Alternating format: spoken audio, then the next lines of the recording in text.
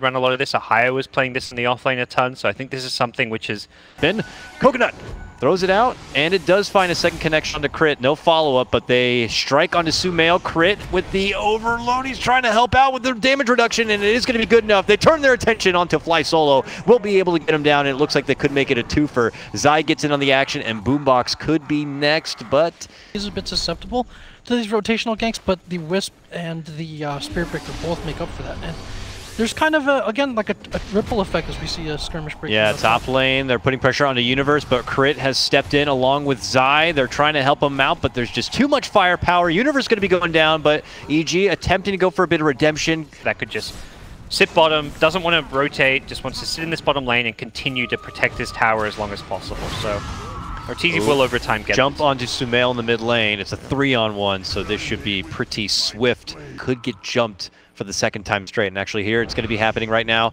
FlySolo moving in from behind. There goes the Coconut. There's the Maldic. The Burrow should be coming in right now, and that is going to be the end of SumaiL. Meanwhile, top lane though, a dunk comes out, and they will get Gabbi as their response. Zai, but this is a 3-man rotation. He is able to get the Gale off onto Boombox, who's now caught between a couple of Venom wards. Zai charging through and past him, going to Rappy.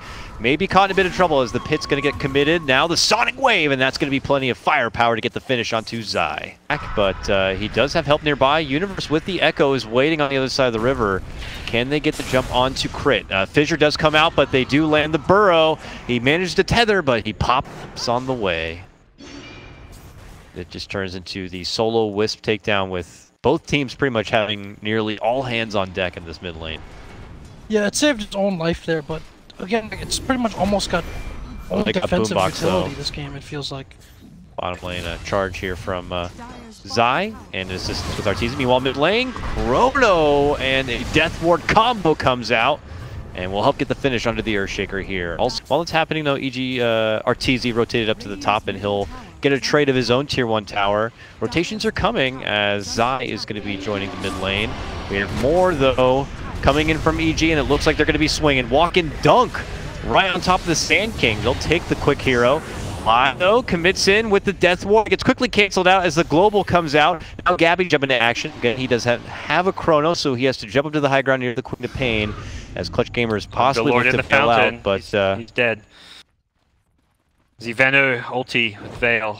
Just a bit too much of a dot there for Mr. Underlord. Borders Ring of Health try and get totally in on their farm game right now, so I don't know what the call to action is going to be for them, but they are waiting to get a couple more items online here. But we're seeing just Arteezy alone force two of them to kind of step off a bit. Silence. Follow up, the Global comes out from SumaiL. The charge is in, and Crit even rotating in with SumaiL, and bringing in that right-click damage. The Witch Doctor also going to be going down. A good Sonic Wave does fly out. Not enough to get the finish on Zai, and now EG look to clean up the rest of the mess. 3 are going to be going down and make it 4 as Universe helps swat down Armel on his Queen of Pain, making it a 4. They don't see any of the gem. Did they not see the gem? Was there a gem? I heard a gem drop, unless I'm imagining. You can hear gems drop? You can often hear them when they get dropped on the ground, maybe just back at base or something. It may be an EG gem. Oh, not sure. Bottom lane, we missed the grab onto Armel there. It's SumaiL who picks it up. Just more heavy, quick movement coming out from EG. Arteezy already sparting out another. A Global, actually. Be committed. Oh, they're still diving. They are. They're committing in with the help of the mobility coming in from Crit. They get the finish onto the Faceless Void, and now it's going to be EG just rushing in, looking to close this out quick, fast, in a hurry, moving in. FlySolo also going to be handled, and just like that, a 5-man wipe. EG just ramp it up to 60. I guess for those of you out there, like we're singing Arteezy's praises a lot and focusing on him because this is well and truly a Venom strat. With how this game is entirely played around the pressure that Venom has put on the lanes, he's given them all the vision. Oh, he's not necessarily getting all the kills, but he is kind of the leading force of Damn, Witch Doctor just crumbles before the mighty power of SumaiL. Gabbi's able to connect the 2-man Chrono, which does bail out Rappy for now. The Epicenter comes in, doesn't find connection under the Chrono though, and now SumaiL's able to dish out the right click. He's fighting with the last remnants of that Aegis, and it finally will pop. They do get a fall kill onto Crit, but now the focus is going to be on Armel Zai, taking it to him now, able to get the connection with the bash. Armel though, able to blink away back to the safety of indoors, but still a nice little trade for EG. They get something out of the last moments of that Aegis, and now they're here once again to the CG base side, looking to put Game 1 in the books. Very convincing, dominant stuff. And Arteezy, the Veno has itemized very well for this as well. Like, often you'll see like something scaling out of a court. Maybe you'll see whether it's complexity with the travels, whether it's a Hurricane Pike, Maelstrom, that kind of a build. But in this case, he's got the Shivas and the Solar Crest, so it's basically nearly impossible to bring him down, especially if he's ahead and has a good start. So again, for this kind of like early game win, they've managed to find that window, and that will be game one. Yes, it will. They start that top push in by taking out the Faceless Void. He didn't even have a Chrono for that defense. EG just come in, and they just got too much going. Match. I think EG's like, we're up 1-0 against Clutch Gamers. We have a game to play around with. Oh, he's going to cut through the trees and try to make it, but SumaiL is fast. He is going to look to dodge here. He hides through the trees. You know, Clutch Gamers pretty heavy in with this 5-man first blood attempt. It looks like they will be able to get the upper hand onto SumaiL. They catch him, and they will be able to bring him down. Trying to take him away from that early bounty rune. That is a concern for Clutch Gamers. It looks like Zai is going to be kind of the enforcer for this mid stun lane bottom. now, but bottom lane, that means that they can make their move in. For Arteezy here, as mentioned, the stun, the telekinesis pullback, and with the bugs, it's all more than enough to be win-win. Clockwork in this kind of a matchup is also getting a lot. We're seeing some simultaneous breaks here. Armel harassing SumaiL quite a bit, while top lane, with the battery assault, Universe gets a time lock hit there, so it's quite a bit of damage on Rappy. He's going to force out the sound wall. Bottom lane moves under Arteezy. We catch the back end of that one. It is CG coming up successful once again. But ooh, another setup possibly onto the bottom lane here. Can they get Artur down yet again? There's the telekinesis. They throw him right back in towards Gabbi. There's the Burrow strike. And that should do it. Walk him on back. He'll try to get some wards down or something, but now he is in pristine condition. No points in Gale, very much clearly going for a full-on Plague Ward build that he'd normally get that Gale for some kill potential. They're playing defensively. Nighttime concludes as there is a bit of a tussle over the bounty rune. It's going to be Clutch who lose their Sand King in that ordeal. Zai's going to be able to walk himself into a regen rune and back to full health. Very convenient for him. Void makes the first move before Clockwork does. It's kind of the unexpected result there. Normally you think, okay, this here's hit level 6. Clock is typically the one more interested in getting. Yeah, but Clockrat is the first one to get the ulti off into that mid lane. Finds connection onto SumaiL, tries to cog him down, but they'll have to settle for Zai, it looks like, instead. Not going to get the Great Veil timing we saw last game, but he's still getting pretty good. Universe is recognizing that he hit the 1v1 lane. He's farming well. He's going to go for a carry build. Treads, Master Madness. Good hop over the trees here from Rappy. Gets the jump. Central Chrono. Onto Arteezy. Universe waits a bit. And they catch him with the telekinesis. He'll pull out the time walk now to be able to make it away.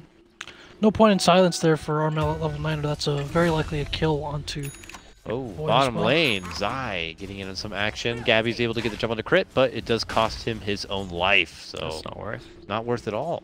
Use that exorcism almost immediately it's up. Go and push a lane, go and smoke up, go and do something. If they're farming, they're going to lose to the Alchemist. He's already 8k net worth, almost 2,500 ahead of the Death Prophet. Did I say Zai was going to die TP back and get an action? I mean, die back TP and die. But he does not go down totally in vain. It does look like Universe is able to use the Chrono and get a little bit of revenge.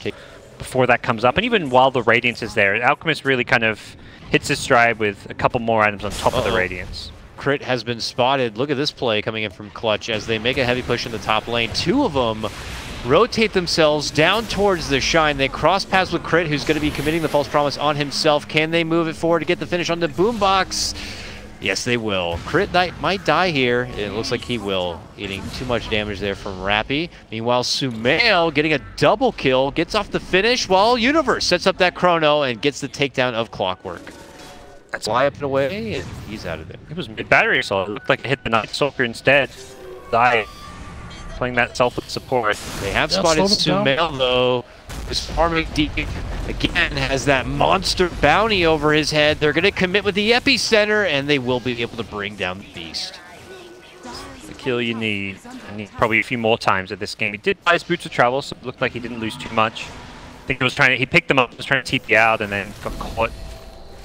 Oh man, Gabbi is making chase for Crit. Crit has the Fate Seed, Purifying Flames to try to heal himself up into the Roche Pit. and begin to fight it out there. Armel's like, Arcane Rune, what's happening in there? Oh, it's a Roche fight. Oh, Chrono comes out from Universe, only able to catch the Clockwork back and behind. Aegis is snagged up from SumaiL on this one. They're battling it out. They are going to get the finish onto the Venomancer here, but they're looking for more. SumaiL's going to get hit with a False Promise. It will end up working its way through the Aegis here. Armel hanging on with that Soul Siphon, but can't live it out to the end of the Exorcism. They are going to get the finish. Gabbi cleans up Universe here. It's SumaiL, the lone survivor for EG. He's now going to be beating down the bug. Can he get the finish onto Gabbi with the Radiance Burn? The poison's there. He needs just a bit more. Can he run up enough? No. Gabbi's going to be able to Sakuchi away. And FlySolo also will survive. It is an absolute bloodbath. It's going to be pretty strong against them. Yeah, no one has pipe complete. I saw a hood, but no pipe either. We'll have Nullfield later on. Currently no value point. Never personally a fan of these Rubik builds where you go 4-4-0. Okay, move in from Rappy as Zai's making the jump to FlySolo, but yeah, Universe gets a good two-man connection. The Poison Nova follow makes the connection onto 3. Chrono was stolen. They get the lockdown on 2 as Gabbi tries to put to work in onto Arteezy. Can they heal him through the damage? It looks like he's going to be fine. This fight belonging to EG here. FlySolo finds an opportunity to TP out. He'll be good, but they take 3 hard shots. They will frantically pings it out. The rest of the team they're going to wait this Rocket Flare out. Yeah, they wait the Rocket Flare to expire and then they start on Roche. They've got like a 5-second window between Rocket Flares. Oh my god, look how fast they do it though. There's no chance they're going to be able to make it in there in time. But Clock says, I can get in there. Jumps in right away. He dies right away. But can they still make their way in somehow? No, it looks like SumaiL will be able to chop his way through it. Grabs up the Aegis. They put all their focus onto Arteezy, but then Universe steps in, gets a nice 2-man Chrono onto Clutch. And we'll be able to set up a couple of easy takedowns. 3 going to get dropped now, and Aegis claimed. EG looking to just take it home down the mid lane. So there is a 4-second window between Rocket Flare cooldown and the vision it gives, and in that 4 seconds, EG got Roche down to about 25%. That was crazy. Oh, Fly's dead. Woo! Okay. He got squished like a fly. This is like game 1, you know, that we're just like stood up in the lower bracket despite finishing tied 2nd in score.